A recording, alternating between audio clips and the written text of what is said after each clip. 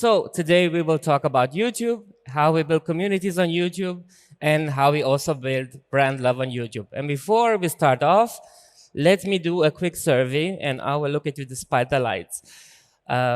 Which one of you follows at least one creator here on YouTube? Just please raise your hands very quickly. Thank you. So which one of you follows a brand on YouTube and which makes content that you actually enjoy? Okay, so when you look around, there are less hands in the air. And that means that we as a brand, we compete with creators for attention, but we play by brand rules. My name is Viorel, I work at Kleinanzeigen, and we realized that we want to make content for people who want to keep their hands up. So we decided to stop acting like a billboard and start acting like a friend. So we created a Kleinanzeigen WG. It's a weekly sitcom, it has characters, it has stories, it has inside jokes, and in this world, the brand is not the hero. Life itself is the hero, because it's life. The story is about life in a flat chair, in a WG. So, just like life, it's chaotic, it's messy, it's loud, and it's also very Gen Z. So, if you have not seen any of that yet, let me show you 60 seconds of the Kleinanzeigen WG.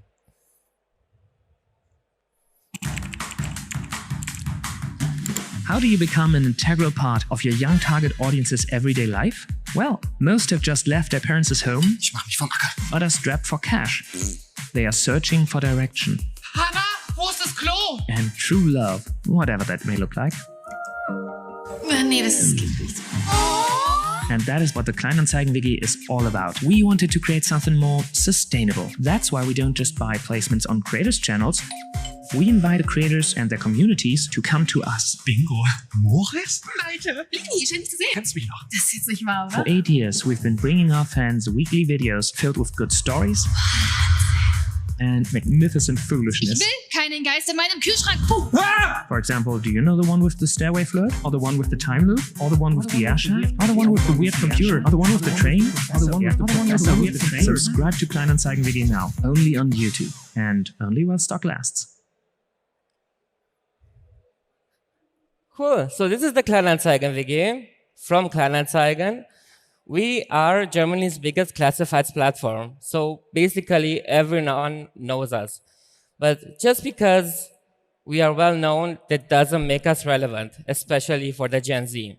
So the question is, how do we move from something that people use as a product to something that people genuinely love? So when we think about the Gen Z, we know they really hate advertising. They mute it, they skip it, they block it.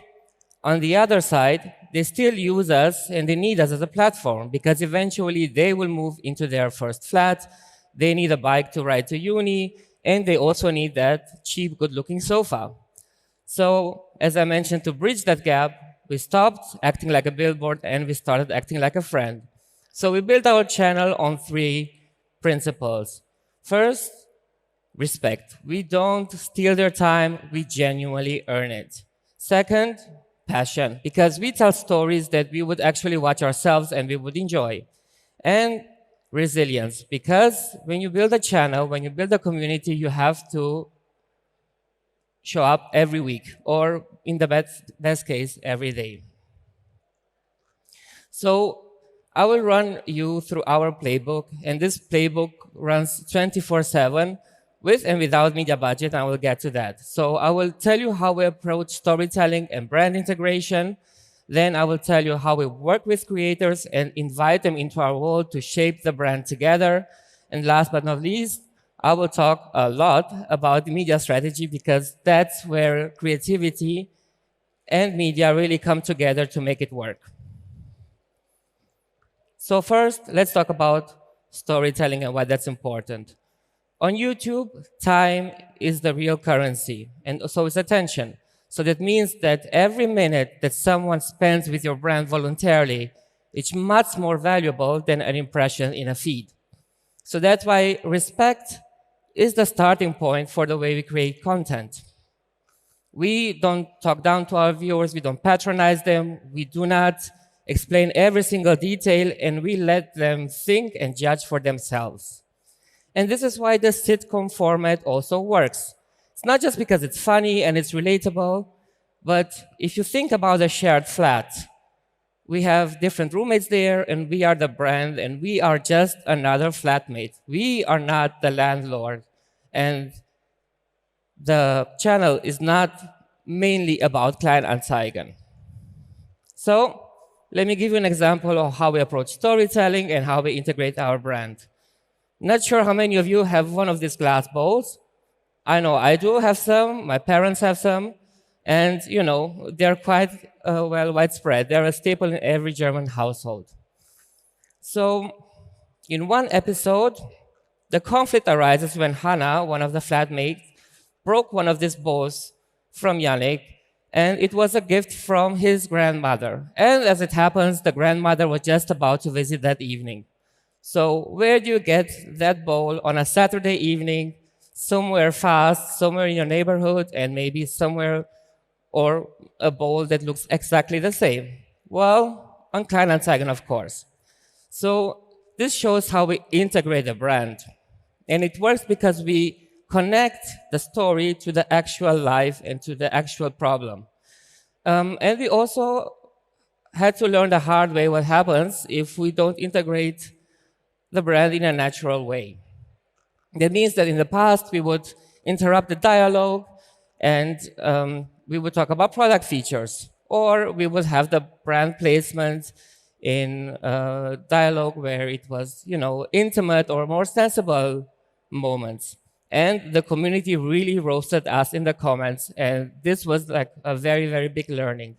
So that means that, just like in the example, the brand provides a solution, it is the enabler, but the story itself is not about the brand.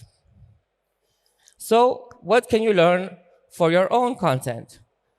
First of all, the algorithm is there to serve content which people love. So that means that if your story is weak or not relevant, if you don't have a catchy thumbnail, if you don't have a strong visual hook in the very first seconds, people will just not watch your story.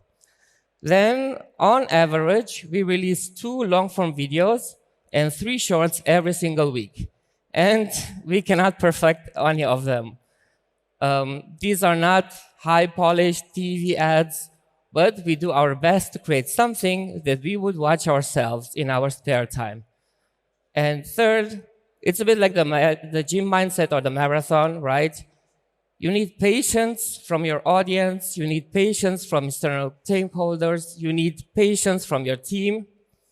And this is how you build a channel long-term. And patience is incredibly important, and patience is time, and time is money, and I will get to that. But first, let me talk about creators. So when we talk about creators, or when we look for creators, we don't rent them as a one-off. We look for potential roommates. So that means that credibility and brand fit for us are much, much more important than just reach or pure fame. And we look for people whose values overlap with our brand. And when they bring in their own stories, their own topics in our WG, they bring it in our brand universe, and that also shapes us, helps us to shape the brand together with them. So that means that when we collaborate with creators and we integrate them in our Kleinanzeigen WG, it doesn't feel like a shout out and other sponsored videos. It feels like a natural extension of their own channels. So I'll give you an example about that. Maybe some of you will know Alyosha. On his own channel, he speaks about ADHD. So his community knows him. He has a high credibility in that topic. So when we plan to work with them, we invited him to write the script together. We didn't give him a briefing or a script that he should read. We co-created the entire episode together.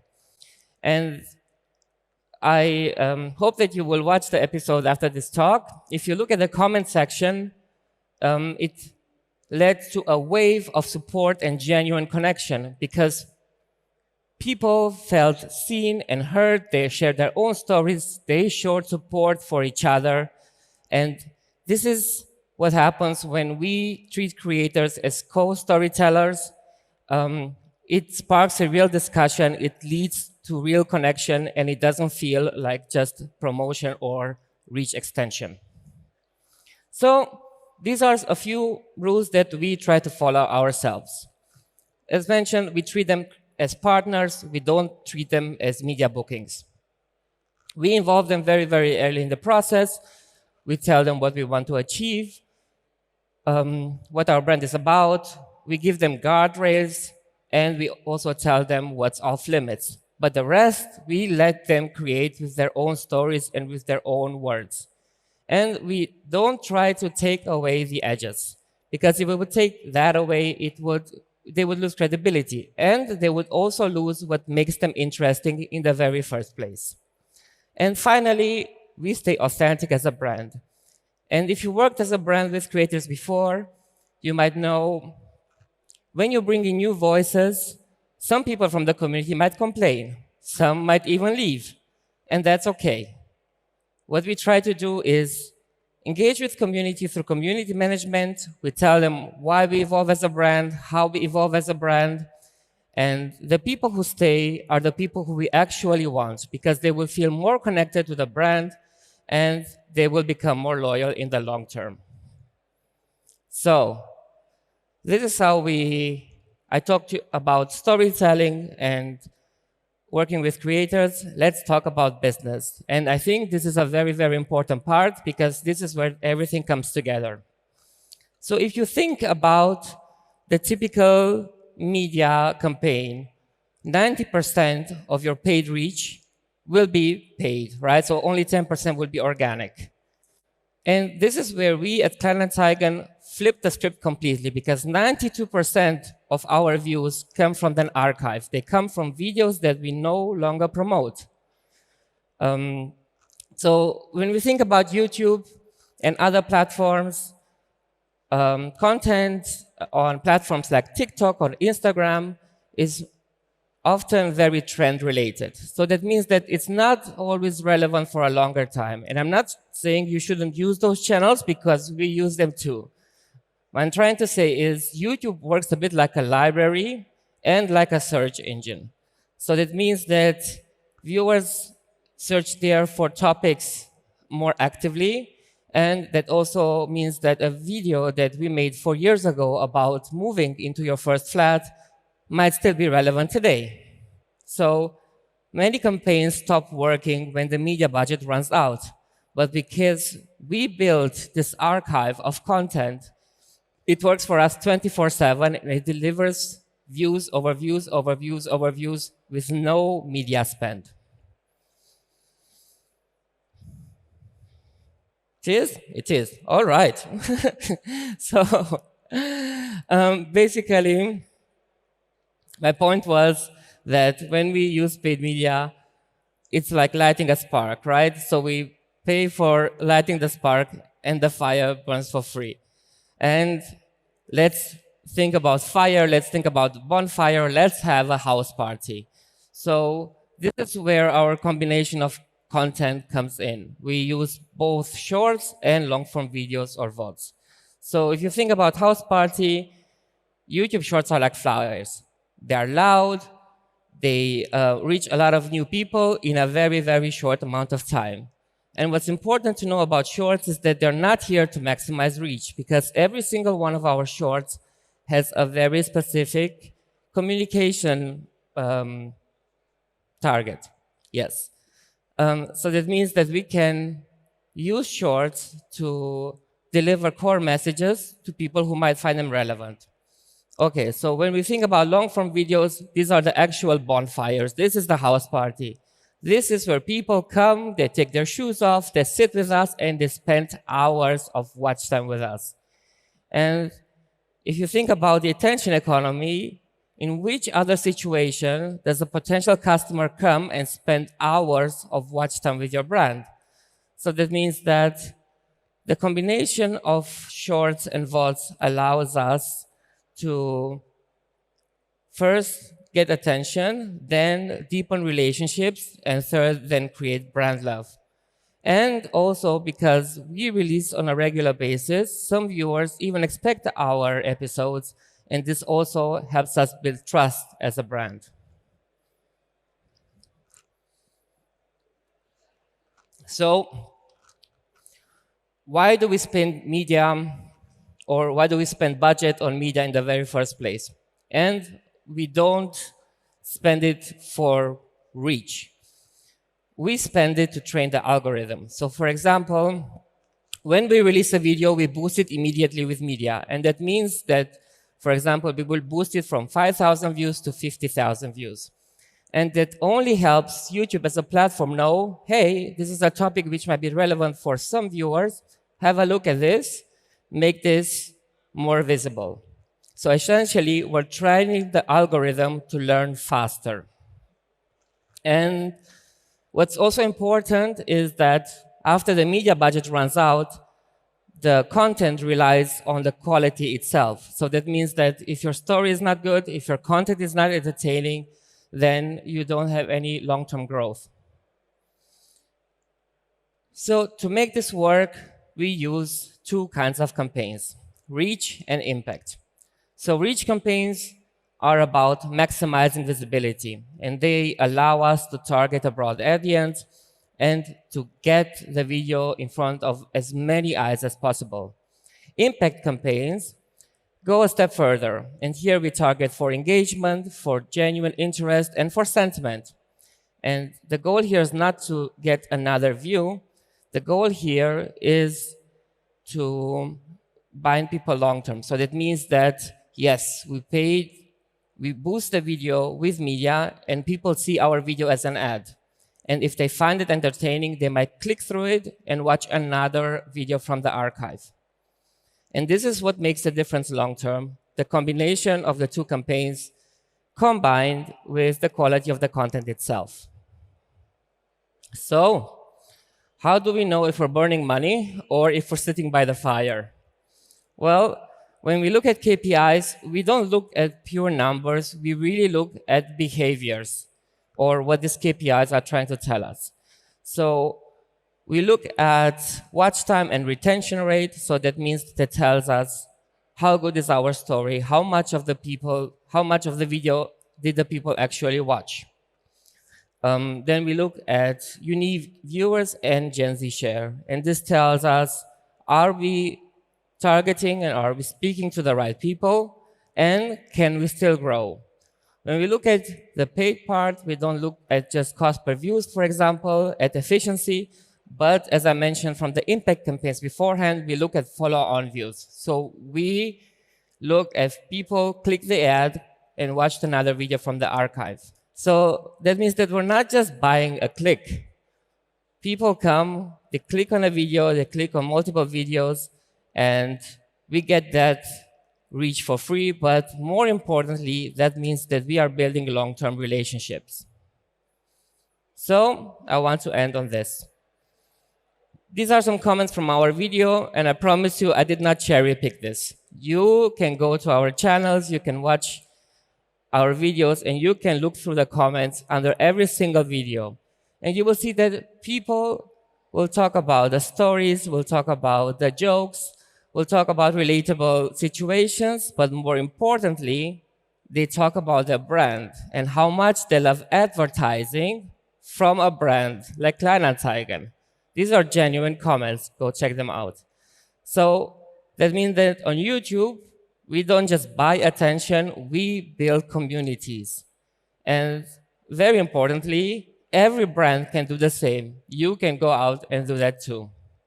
So to summarize, when you support good storytelling with smart media and tactical campaigns, you don't just read the ad. You don't just reach the audience, you become part of their everyday culture. And this is how you build genuine brand love in the long term. So stop interrupting and start connecting. Thank you.